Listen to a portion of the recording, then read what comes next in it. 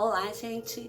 Hoje eu vou falar de Salmo 102, que diz sobre arrependimento e esperança. E o Salmo diz o seguinte: Ouve, Senhor, a minha súplica, e chegue a ti os meus clamores. Não me ocultes o rosto no dia da minha angústia. Inclina-me os ouvidos no dia em que eu clamar. Dá-te pressa em acudir-me, porque os meus dias, como fumaça, se desvanecem, e os meus ossos ardem como em fornalha. Ferido como a erva, secou-se o meu coração, até que esqueço de comer o meu pão.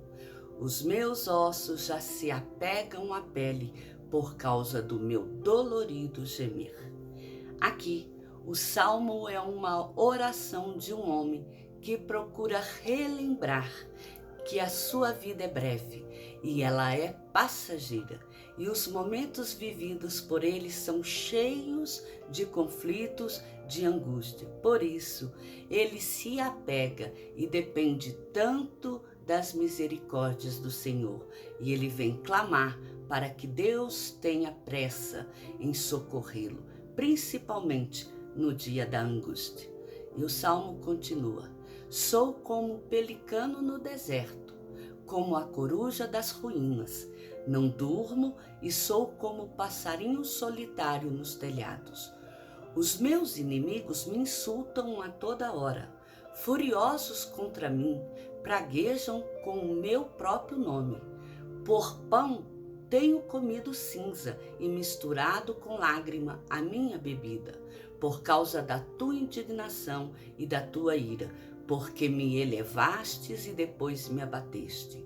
Como a sombra que declina, assim os meus dias, e eu me vou secando como a relva.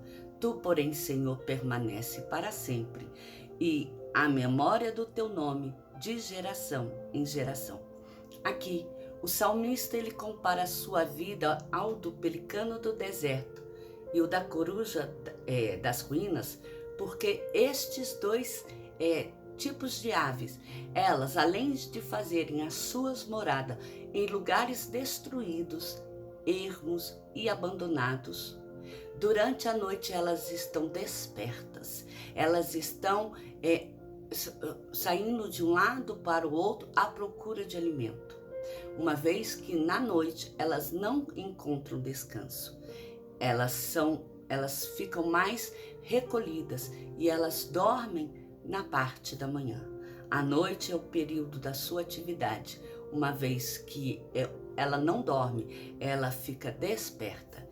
E é o horário em que os demais animais já costumam dormir.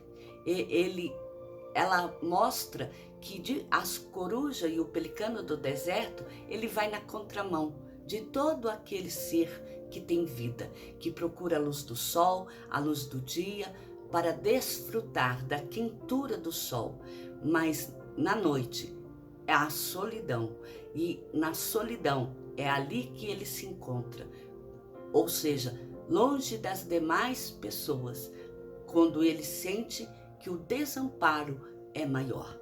E é por compreender isso que o salmista aqui ele clama que Deus não desvie dele o seu olhar, pois é o olhar de misericórdia e de compaixão de Deus que o sustenta de pé.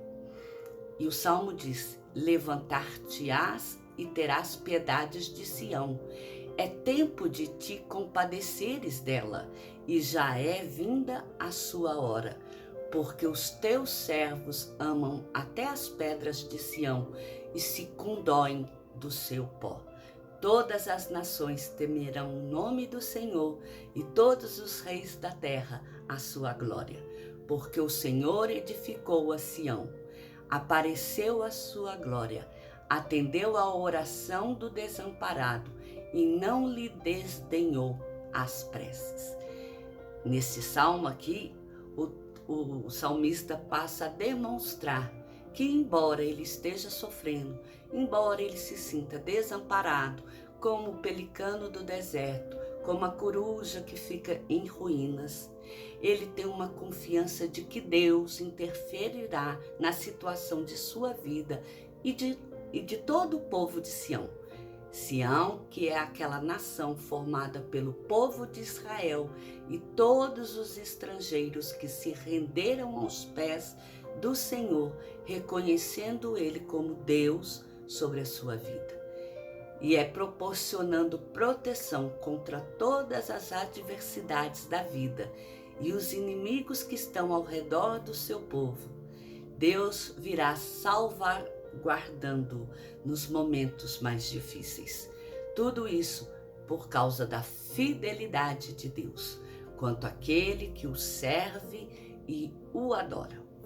E o Salmo diz: ficará isto registrado para a geração futura, e um povo que há de ser criado louvará ao Senhor, que o Senhor do alto do seu santuário, desde os céus, baixou a vista à terra, para ouvir o gemido dos cativos e libertar os condenados à morte, a fim de que seja anunciado em Sião o nome do Senhor e o seu louvor em Jerusalém, quando se reunirem os povos e os reinos para servirem ao Senhor. Aqui, quando fala que Deus ouvirá os gemidos dos cativos e libertar os condenados à morte, né?